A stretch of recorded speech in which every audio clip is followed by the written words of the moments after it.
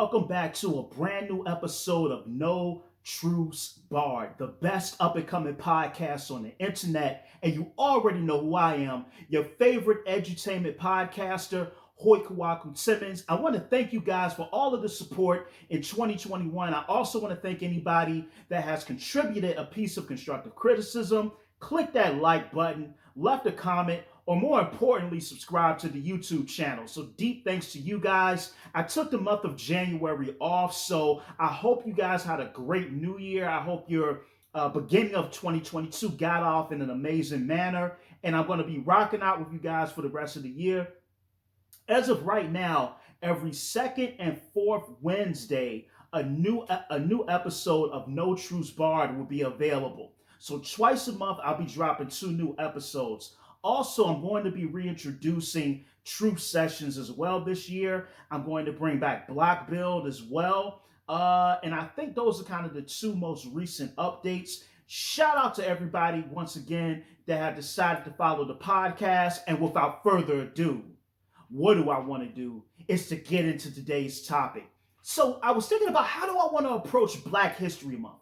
Do I want to just regurgitate information about our heroes and sheroes of the past? Did I want to have maybe a debate about the transatlantic slave trade? Were Black people indigenous? And I wanted to take a different approach for Black History Month. Those of you that follow me on my old Facebook page and those of you who's followed this podcast know that I have an affinity for Black history, but I wanted to take tonight and take it in a slightly different direction. I wanted to provide a needed yet complex perspective. I don't want to say critique, perspective of a beloved figure in the African American community, or those of you who get up in arms about using the term African American, those of us in the Black community. There's a leader that we really have a polarizing view of. We either really love him and we kind of have this sycophantic obsession with him, or we're 100% castigating. We're always looking at all of the flaws and the negatives that go along with this particular individual. So I wanted to quickly assess and give my opinion on the complex history, legacy of former President Barack Obama. And it's a really touchy subject because when you talk to many Black people, we always want to hold him close. It's almost like it's a quasi-deification of Obama. Obama is a person that if you're Black, you cannot critique. Obama is a person that if you are part of the African American community, sorry folks that do not want me to use that term, or the Black community, he's a person that is almost beyond reproach. I remember when during Obama's presidency, you have people like Tavis Smiley and you had Dr. Cornel West, where they were really critical of many of the things that were happening under the presidency of President Barack Obama. And Black America really got up in arms about the critique. But I believe that nobody is beyond reproach, because if I'm going to have that same level of critique for Ronald Reagan, if I'm going to have that same level of critique for Richard Nixon, if I'm going to have that same level of critique for Bill Clinton, if I'm going to have that same level of critique for George W. Bush, then why should Barack Obama be exempt? But what I want to do briefly in this short episode, hopefully it's short, I don't want to hold you guys too long, I want to make that comparison. What were the pros of Obama's presidency? How do we view him? What did he have to deal with? What was the racism that Obama faced? But did he carry out some imperialistic tactics? But did he have kind of a distance from the Black community? These are things that we have to talk about. So during Black History Month, I want to take one of our beloved leaders, and if you think that we should include Obama in Black History Month, or if you think we should not, that's not the point of this episode. The point of this episode is to take this figure and talk about him and discuss him.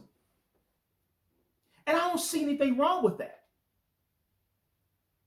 One of the dangers with Barack Obama's presidency out the gate is that people had it in their mind that if a black man won, if Barack Obama won the presidency in 2008, then that was indicative of the fact that we're in a post-racial society, when it couldn't be further from the truth.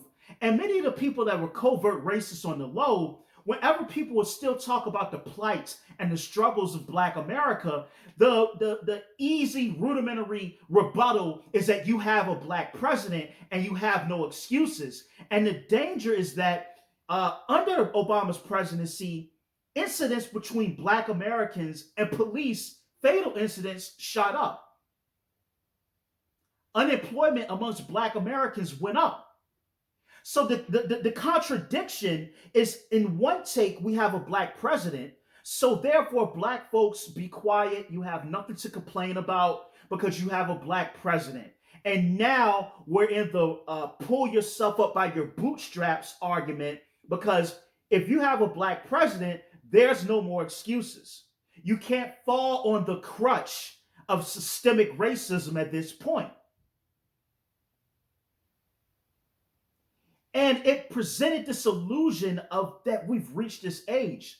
And clearly we haven't. There were photos of people depicting Barack Obama as an ape.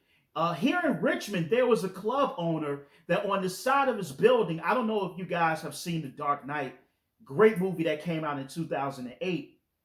But downtown on the side of his club, he had a photo of Barack Obama with the Joker scars. There were movies that came out like the Obama Deception. There were people saying that Obama was the Antichrist and he was going to rush in the New World Order. These are the things he had to deal with. And one of the responses to the election of President Barack Obama from a lot of racists was that we have to take our country back. How can you be in a post-racial society if when you have a black president, the first response to that is that we have to take our country back? And you had the people, the Tea Partiers that were leading all of these marches. They were saying that President Obama was infringing upon their rights. So these are some of the things he had to deal with. This episode is not going to totally romanticize nor totally vilify Barack Obama. It's just, let's look at him objectively. And even more so, to Black America, let's look at him objectively as well. He dealt with things with people questioning the legitimacy of his birth. People are saying that he was a resident of Kenya. He was born in Kenya, and therefore he should not be the president. You know, this was spearheaded, ironically enough, by Donald Trump, who would go on to become president himself. But why did we have this romanticism of Barack Obama? Like, what was it that pulled Barack Obama in? Well, excuse me, pulled us into Barack Obama. What was it that when we saw Obama, we lost all vision? We put on the rose-colored shades to look at this country, to look at systemic racism with. Obama was indicative of hope.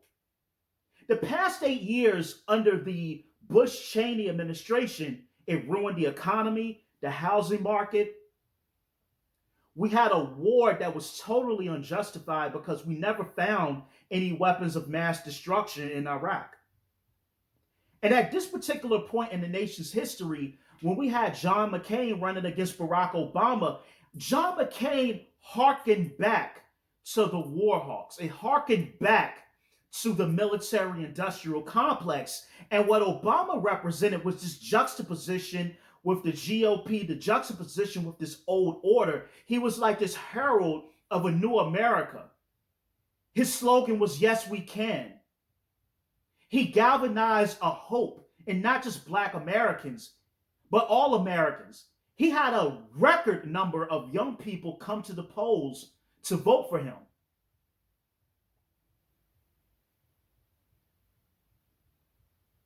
And this energy that he brought was something that we really haven't seen in American politics. And then I think it was a bit of novelty. It was to see, will this black man truly become president?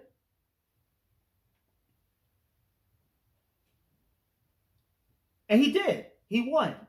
And honestly, I didn't think he was going to beat Hillary Clinton in the primaries, but he ended up doing it. He actually won. And there were other things that came up during his presidency where a lot of racists wanted to use against Obama, such as his relationship with Reverend Jeremiah Wright out of Chicago. And if you're familiar with Reverend Jeremiah Wright, he is very outspoken on things that most pastors aren't. If you look at any of Jeremiah Wright's former sermons, and unfortunately he suffered from a stroke, and I think he has paralysis in the left side of his body now. But if you look at any of his sermons, he would touch on subjects like, you know, war crimes, foreign policy, systemic racism, police brutality, all of these things in the church, in the pulpit. And these are things that most pastors are going to avoid like the flu. And now you still do have certain pastors that are going to be outspoken, like Reverend Barber out of North Carolina. I really love him. I think he's a phenomenal leader out there in North Carolina. But nonetheless, his relationship with Reverend Jeremiah Wright. Pardon me, I had a kind of a brain freeze right there. His relationship with Jeremiah Wright would be one of the things that racists would try to use to show that President Obama was racist as well. And so what he had to do to save face, he actually had to kind of distance himself from Jeremiah Wright and it happened during the first term of his campaign. You know, many people like on Fox News, people like Bill O'Reilly, Sean Hannity, Michael Savage, they tried to also use his relationship to Bill Ayers as well, who they claimed was a domestic terrorist, as well, to kind of say, hey, we should not have Barack Obama in the White House. He was called a socialist. So I wanted to bring that up because in this critique, and there's going to be juicy stuff later on that I talk about, but in this particular critique, I don't want it to seem like I'm being biased or unbalanced, because I recognize that during his presidency, President Obama had to deal with things that no other president in the history of this country has ever had to deal with. He did.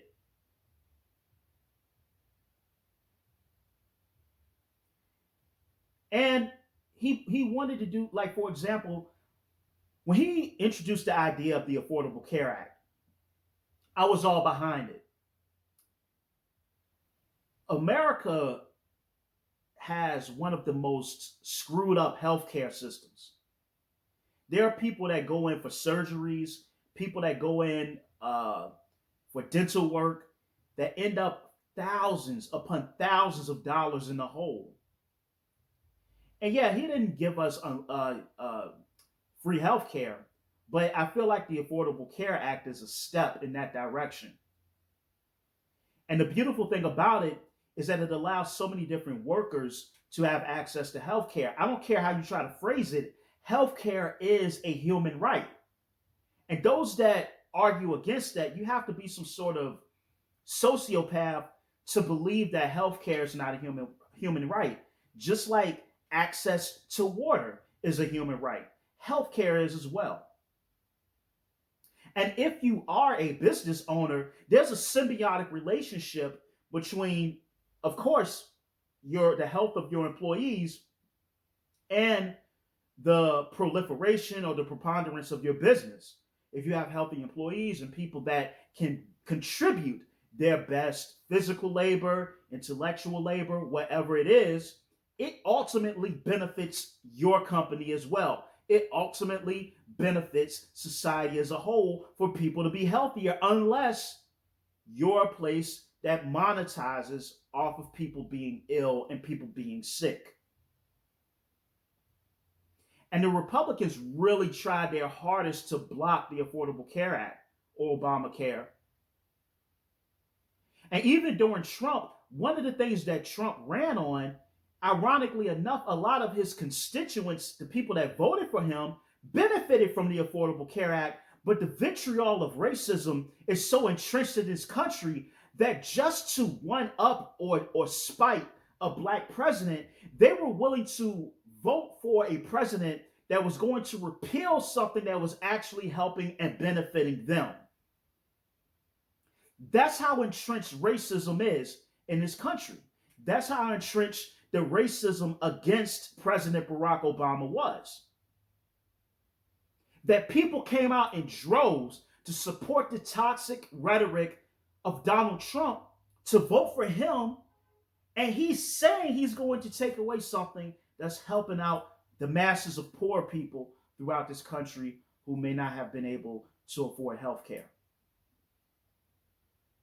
And this was during the Trump presidency. That's, so it shows you that. Now, I titled this episode, Looking at Obama, Was He a Hero or Disappointment as it relates to Black America? Obama did something that many Democrats do. Democrats recognize the power of the Black vote. Democrats recognize the power of Black voters, of Black constituents, when we mobilize to go out to the polls. Whenever there's an election and it's tight and it's close, the Democrats come to the African American community first. They pander to us in many ways. Some of them are offensive.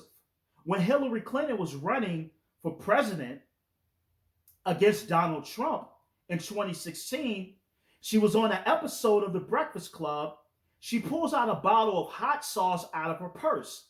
The Democrats, they claim to be liberal. They claim to have this agape love for oppressed groups, for African Americans. But when they come to us, they do things that are so overtly, stereotypically racist, and they don't realize it. Or maybe they do and they just don't care. So they come to our communities that way. When Joe Biden was running, and when Bernie Sanders was in the lead, and this is in the Democratic primaries, when Bernie Sanders was in the lead and they finally came to South Carolina, Joe Biden went to a rib shack. Now, I mention this not to make you laugh. If it does, that's cool. But Democrats will do things to pander to the Black community, and they think of our value so cheaply. Here's the caveat. I'm not a Republican. I'm not a Democrat. If anything, I'm an independent. This is just my take, and I'm leading somewhere with this. Obama would do the same thing, but he had a more polished way of pandering to the Black community. He would sing Al Green. He would hang out with Jay-Z. All of these different things to pull us in to get our vote. When they're running, when they're on the campaign trail, they talk to African Americans. They go to the Black churches. They get the Black senators on their side, the mayors, the business owners, to come out, the Black pastors, to come out and to get Black people to go to the polls for them. Because Black people vote overwhelmingly Democrat. Here's the problem. They pander to us, but then when they're in office, they turn their backs on Black America. Or what they do, they say we're going to pass a bill to help minorities. Thereby, they help Black people. But when you pander for our vote, you don't try to go to minorities. You overtly come to African Americans to help you. We see how powerful Stacey Abrams was in Georgia when she got, and she deserves the credit for that, when she got Georgia to go blue for Joe Biden. They come to us then, but when they're in office, they turn their back on us. And I think the problem is that Black America feels like we don't have an option. We feel like we have to vote for the Democrats because the Republicans definitely aren't for us. And so the Democrats become the lesser of the two evils. Now, let me also put this out here. I think voting is important, not just at on the presidential level, but in your local municipalities as well. It's imperative that you go out and vote to know who your superintendents are, to know your aldermen or your councilmen are, how money in your city or your town or county is being allocated. Voting is super important. But there is a problem with the two party system. There is a problem with the two party dictatorship because any sort of person that wants to run for the presidential seat, they have to go between these two parties. And it's really polarizing.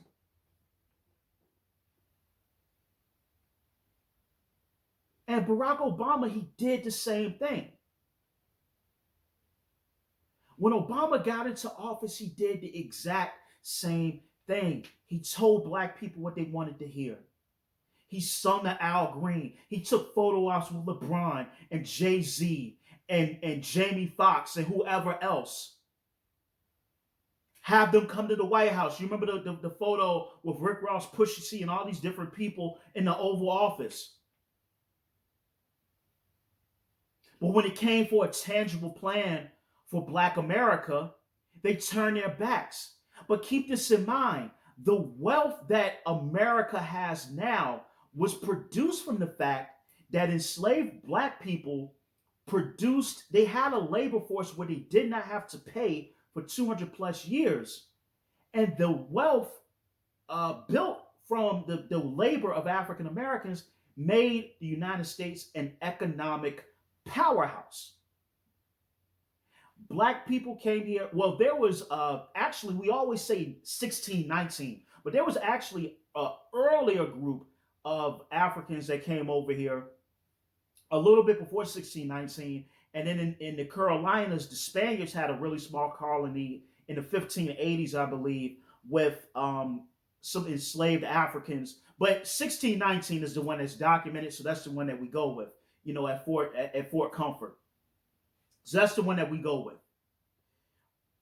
But when you look at it from 1619 and really during the influx of enslaved Africans being imported, once you get to the 1670s and definitely the 1700s in places like Charleston, South Carolina, here in Virginia, Maryland, Annapolis, these different places, New Orleans, you have so many Black people coming in this country. And aside from the white Americans, the people that would have came out of Great Britain, because you know that the reason why there was so little Africans that came to the United States is because the British got into the slave trade 100 years after everybody else.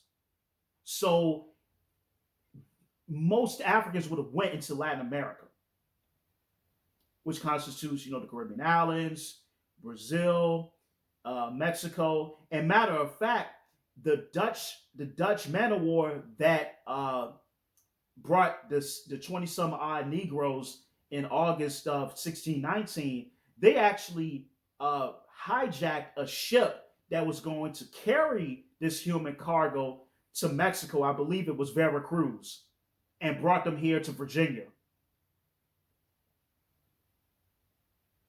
So when you look at Black Americans, we've been here before many European immigrants came over.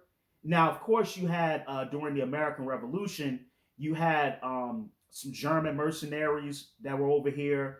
You had some assistance from the French as well. But reality, for the most part, you're talking about Anglo-Saxons that would have came from the lower classes of Great Britain.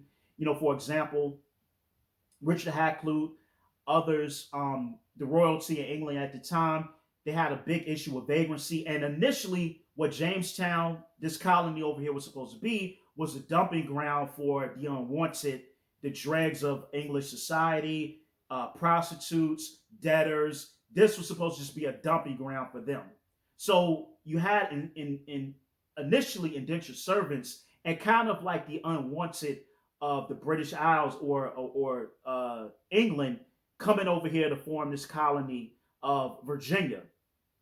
So we started at 1619, and then, like I said, the influx, the apex, in my opinion, and some historians may disagree, with the importation of Africans into Virginia prior to, or into, excuse me, colonies prior to 1808 would have been like the 1670s, 1680s through the 1700s. Huge influx of Africans. So I say all that to say is that if we're looking at America, black people, along with those white folks that would have came from the British Isles, would be the oldest Americans here. And my point being is this: you look at the labor that black people have contributed to this country. You look at the fact that black folks have fought in every single war in this country. I'm, one of my great uncles who passed on, rest in peace, he participated in World War II. I know people that participated in Vietnam. I had a relative that was in the Iraq War when we first went over there in 2002. So when you look at it from that perspective, why can you pander for our vote, but black people have participated in every war? Black labor has contributed to wealth of a powerful empire the world has never seen, unlike the world has ever seen. But when we ask, hey, can we have something? The response is, well, no, we can't do nothing directly for black people. But we've seen the Japanese get reparations. We've seen things overtly done for the LGBTQ community. We've seen things done for brothers and sisters coming over here seeking refuge, coming from places like El Salvador, places like parts of Mexico, excuse me, as well. We've seen that. So certain groups can get overt concessions done. But you come to black Americans and you ask us for our vote, to support you, to get behind you, to endorse you, but you treat us like we're not Americans. You treat us like we're second-class citizens. You treat us like our wants, our ills, our problems, they don't matter. You have this, don't touch it. You treat us almost like a pariah. And yeah, I'm talking to the Democrats when it comes to addressing real, tangible issues to address systemic racism, the wealth gap inequality. You step back like it's the flu, but any other group of people can get things done overtly and specifically tailored to their needs from the Democrats, except for black folks. And how is it racist to address something where we know, from slavery to Jim Crow to housing rates to land subsidies, we know black people have been adversely affected, but we serve on the military more than anyone else. Black people are going into the military along with our Hispanic brothers and sisters as well. For a long time, it was a lot of your poor and a lot of black people that were going to Vietnam, in the Korean War, that were in Desert Storm, that went to World War II. And matter of fact, when black soldiers in World War II were treated worse than the German criminals that we captured. They got treated better and ate better than the black soldiers that were risking their lives for this country. So how is it we can risk our lives, we can be enslaved, we can go through all sorts of systemic issues, and then we can come out in droves to get your officials elected into these positions? But when it comes to doing something specifically for the African American community, all backs are turned, and it's racist to do so. But it's not racist to pander to black people more than any other demographic when you want to get elected. And I think that's the problem. That's the quagmire as black voters that we find ourselves in. Everyone wants our vote, but nobody wants to do nothing for us. And look, I understand. The president is the president of the American people. I'm not dumb. I understand that. The hypocrisy for me is that we see things done specifically for other groups. And it's okay. It's like that argument falls null and void when it comes to other groups of people. The Democrats can kind of find a way to do things for them, but they don't pander to them as much as they do Black Americans for our vote.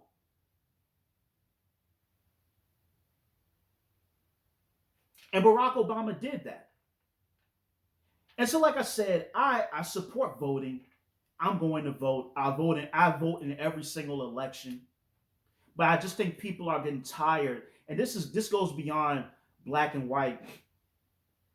I've had conversations with so many people that are fed up with the Republicans. I've had so many conversations with people that are fed up with the Democrats. I've had so many people that have told me I'm not going to vote in 2024, which could be dangerous. But people are tired of these parties because they don't do anything for anyone unless you're a corporation and you got the money to grease the pockets or send a check to Capitol Hill. But we're the ones that vote for you. And not all politicians are bad. Not all politicians don't care about their constituents. But a whole heck of a lot of you don't. A whole lot of you will sit with Goldman Sachs before you sit with a workers' union, before you sit with a firefighters union or organization, before you sit with police officers, before you sit with teachers, before you sit with single parents or single mothers that are going through it out here. The people that come out, the real people that keep the country going, that come out and vote for you, you all will not give none of us a seat at your table, but somebody from Exxon can get that seat at your table and you'll hear them out one-on-one. And Americans are tired. We want alternatives, more political parties. These are conversations I've been hearing from people. People are just tired.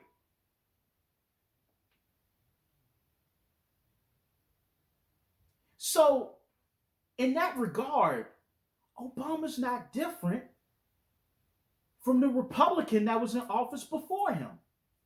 Obama's not different from Bill Clinton. And this is why the Republicans are assholes towards black people just off jump. They're like, hey, we're going to let you know we are, by and large, white supremacists. They're going to let you know, by and large, this is how we feel. It's in your face. It's like the Democrats want to kick you in the nuts and they give you a hug. That's what it feels like.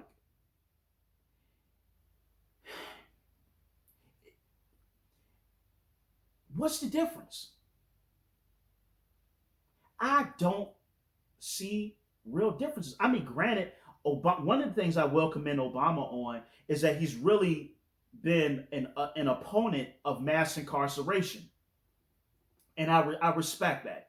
Obama was definitely an opponent of mass incarceration. But let me give him a little bit more bail here. The president is coming into a system. This system was there before the president. It'll be there after the president is gone and we've elected another president. And what I mean by system, we're talking about structures of power that can monetize certain things that may sound abhorrent to most of us. That's what we're talking about when we're speaking about systems. With Obama speaking out against mass incarceration, it doesn't put a dent on the fact that we still have privately owned prisons. There are counties and part of the country where they actually will sue if they don't have enough bodies to fill up the beds in there because that's how they make their money. This impacts laws where drug laws can adversely affect certain demographics of people to give them trumped up charges, to give them more jail time to occupy that cell. That way, that privately owned prison makes money. There's a list of companies that get products made from prison labor. One of my professors that I had at VCU, he told me that at a specific point in time, some of the furniture and some of the offices at VCU was made from prison labor. So on one end, we have a president that's trying to be progressive and speak out about this problem, this perennial issue with mass incarceration. But then at the same time, so many companies are interwoven and make money off of this caustic, toxic, and racist system that feeds off of certain demographics of people trapped in abject poverty to then have a new form of slave labor in the form of mass incarceration. So you can speak against it, but some of your constituents are profiting from it. So I do, on a superficial surface level, I applaud, but speaking out in petty concessions doesn't put a dent in the fact that there is legislative racism going on that is allowing certain groups of people to be more heavily incarcerated than others. And not only more heavily incarcerated, but there you can buy stock in prisons. That's an issue for me. That's a problem. It's a huge problem. What is my other problem? I knocked my mic off. I'm getting heated. I'm getting ready here.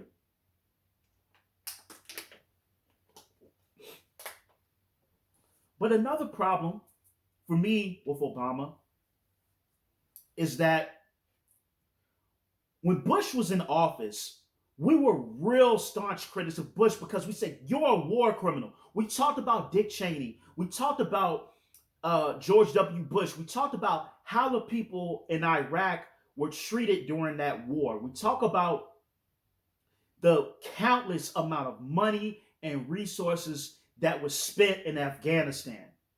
We talk about this. There have been people, scholars like Professor Noam Chomsky, that have written tremendous articles on the things that happened during the Bush administration in Iraq. And we've been critical of that. This goes back to the juxtaposition of President Barack Obama and President George W. Bush, the juxtaposition, because we're looking at Obama and we're like, wow, okay, so we have someone brand new here. This is a person that is going to usher in a new order, a new way of doing things. He stated, I'm going to close Guantanamo Bay. This was something that Barack Obama ran on because Guantanamo Bay had unethical ways of handling their detainees. But what was one of the first things that Obama does in office? He extends the invasive, somewhat unconstitutional Patriot Act that George W. Bush set up. We're going to get the troops out. Well, didn't happen. And once again, this episode isn't really meant to be a foreign policy episode. Because when you talk about what's going on in Afghanistan, this is really complex because it goes all the way back, to the early 1980s when we were basically arming the Mujahideen to fight against Russia, and it's a lot of other stuff that goes on with that. But anyway, we're like, this guy is going to be different. There will not be any war crimes. There will not be any things that are kind of like unscrupulous done by this president.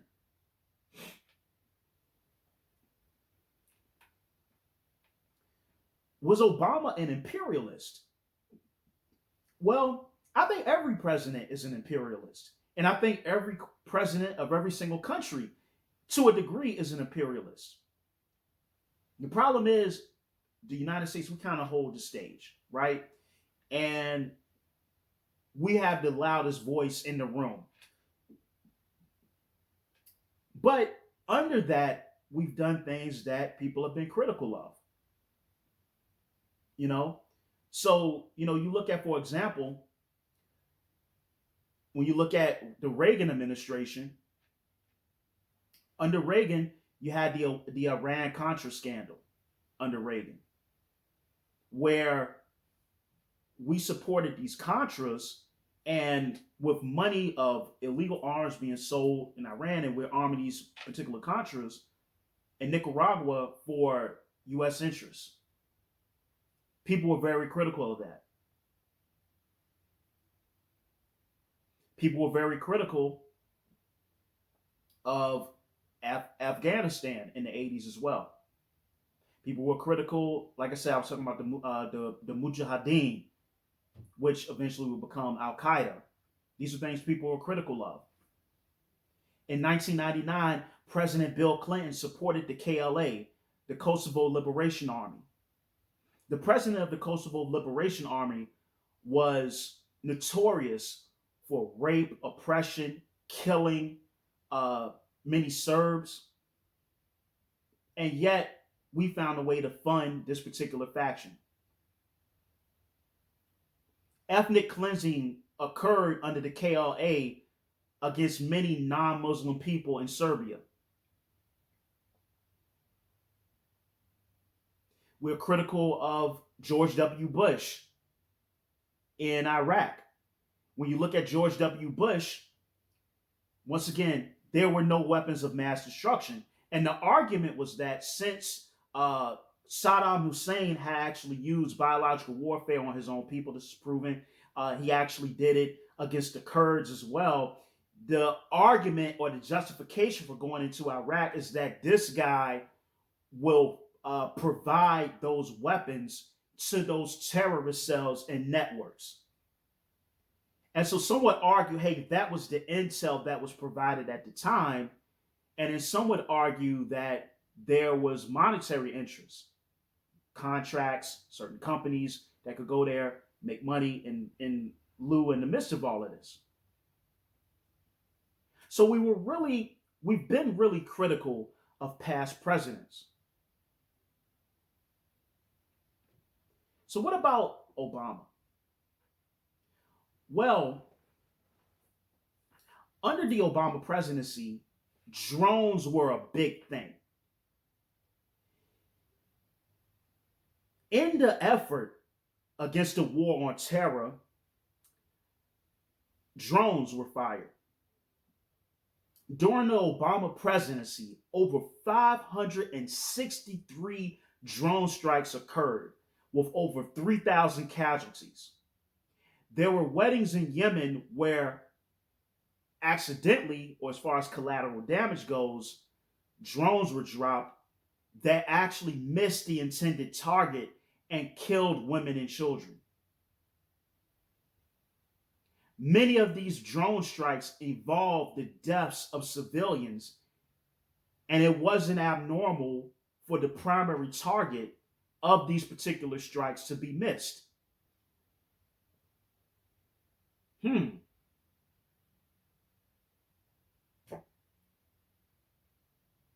Ready for change? Yes, we can.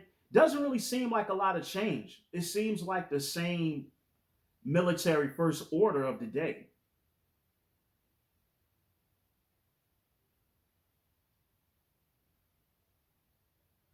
I have to look at this from the perspective of contracts of selling weapons to different regimes around the world that our country is able to monetize. I said earlier that corporations and certain groups were able to have access to these politicians like we aren't. Once again, it goes back to the fact that we have two political parties that control politics, political discourse. And all of our votes have to go through one of those two parties. And that becomes a problem. Because when you have only two outlets, anybody that could change anything has to go through them. The Democrats and Republicans have it so ossified and locked that you have people like Dr. Ron Paul, who is really a libertarian. He had to run through the Republican Party in order to participate in the primaries to potentially become the person that would have ran against Barack Obama. During the 2016 election, and again in 2020, Bernie Sanders, who's an independent, and a Democratic Socialist had to run through the Democratic Party in order to have a chance. The last independent that really had a chance of becoming president was Ross Perot back in the early 90s, but he was a billionaire and he could just buy up all sorts of airtime. The fact that we don't really have any other options is almost, as I love to say, like a two-party dictatorship. And when you have that, certain nefarious things, certain nefarious ways to make money can actually happen. Because there's a biopoly on the political system in this country. So before I wrap this up, I want to take another look at Obama and his views on Africa. So there was a conference where Obama said that African countries cannot continue to blame colonialism on their problems, that now they have to take responsibility and accountability for the economic states of their country. He omitted the fact that there were 72 years of imperialism on the continent of Africa. When you look at the Berlin Conference, which was started in 1884, this was started by these European powers that wanted to carve up Africa. And after World War I, you really start to see borders within the continent of Africa that were taking different groups that were not considered part of the same nation and kind of grouping them together. You see the creation of different countries in the Middle East as well after World War I, and the ultimate fall of the Ottoman Empire as well. That was considered the sick man of Europe, or what have you, right? So you see these different things occur. 72 years. The first country, okay, so let's minus two countries, Liberia, which was formed by America under President James Monroe, because the capital was called Monrovia. And actually in Liberia, a lot of the first Africans that would have came from the west to Liberia would have came out of Virginia, shout out, as well. And there was a whole rift there between the people that came from here and the indigenous people that were living in what would become Liberia. And then you had Ethiopia that fought the Italians. And matter of fact, quick fun fact, Haile Selassie actually came to America and he got the help. He got the help of, oh my goodness, how am I forgetting this brother's name right now? I cannot remember his name. Oh my goodness. So here it is. I had another brain fart. But with Liberia and Ethiopia were the two independent countries, right? This is prior to 1957, with Ghana gaining its independence under Kwame Nkrumah.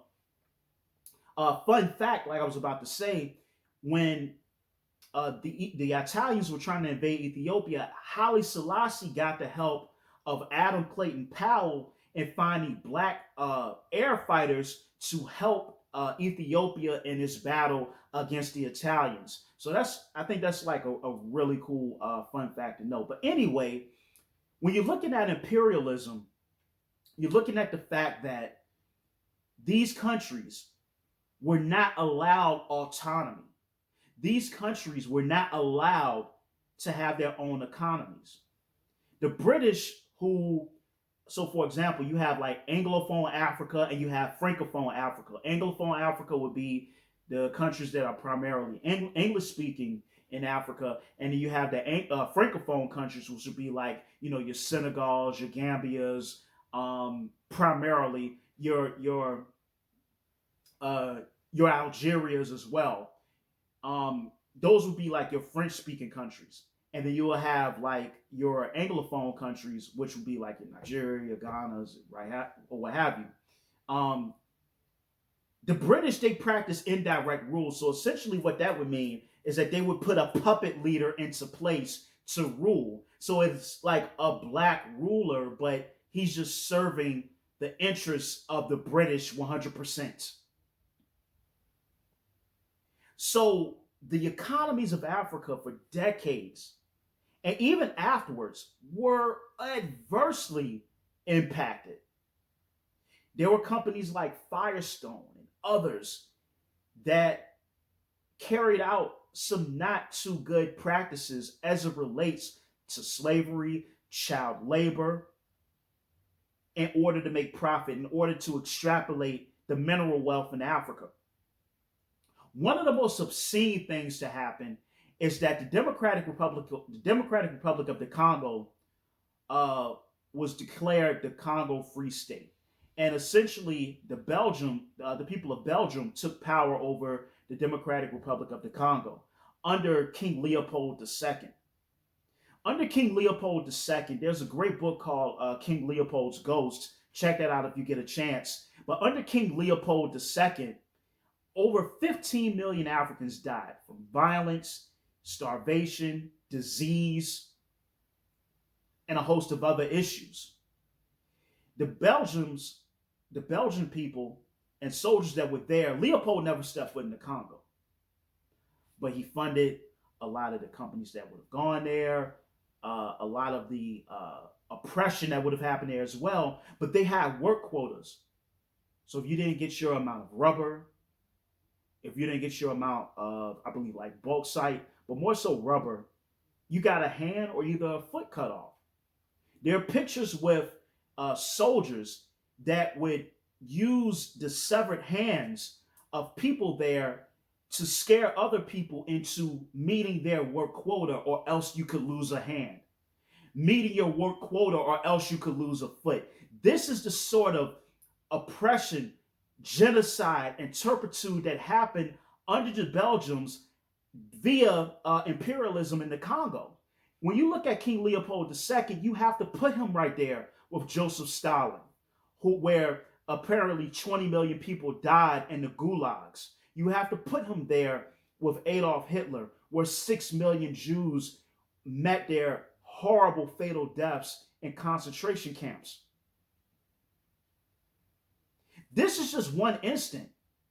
You had the Kafir's War in South Africa. 1896, the British go into the Ashanti Empire and essentially take it over. In Sudan, you had the Mahdi, who was trying to fight against the British. You had Ahmad, I'm always going to mess this guy's name up, but he was the Muslim that led a resistance against the French.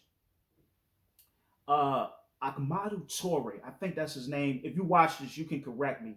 It slips my mind at the moment. There were different resistances that were occurring on the continent. I say all this to say that I find it disingenuous, because I know President Barack Obama is an extremely intelligent man. I find it disingenuous that he would have that attitude towards Africa. Knowing the history, knowing the circumstances that put a lot of these countries in this adverse position.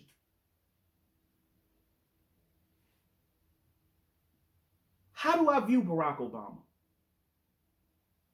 Very interesting question. President Barack Obama was extremely complex. There are a lot of different variables when you talk about his presidency. Was he for the people? I think to the best of his ability. Was he for black people? No. Did he try to do things to help everybody, including black people? Yes. The Affordable Care Act was a brilliant idea. Did he make mistakes during his presidency? Yes. Did he carry out tactics that adversely affected people in Yemen, Somalia, and other parts of the world? Definitely. Barack Obama is a human, brilliant human, and for what it's worth, was a pretty decent president, but it doesn't absolve him from imperialistic tactics. It doesn't absolve him for just pandering to black people for their vote, and for the most part turning a deaf ear to their pain. Did he deal with racism? Yes, he did. A whole lot of it. Intricate position to be in. We want to demonize him, or we want to almost deify him. I think Obama's legacy is one of trying to implement change, but realizing that there's a system in place. And even with being an idealist and even trying to do different things, you still have to capitulate to that system at a certain point. This has been episode 79 of No Truths Barred. I want to thank you for listening to this episode. Also, make sure you subscribe to the YouTube channel, which is No Truths Barred Podcast. Once again, thank you for watching this episode. Make sure you subscribe to the YouTube channel. Make sure you follow me on Instagram at the _No Truths Barred Podcast. Once again, thank you. Take care. And until next time, peace.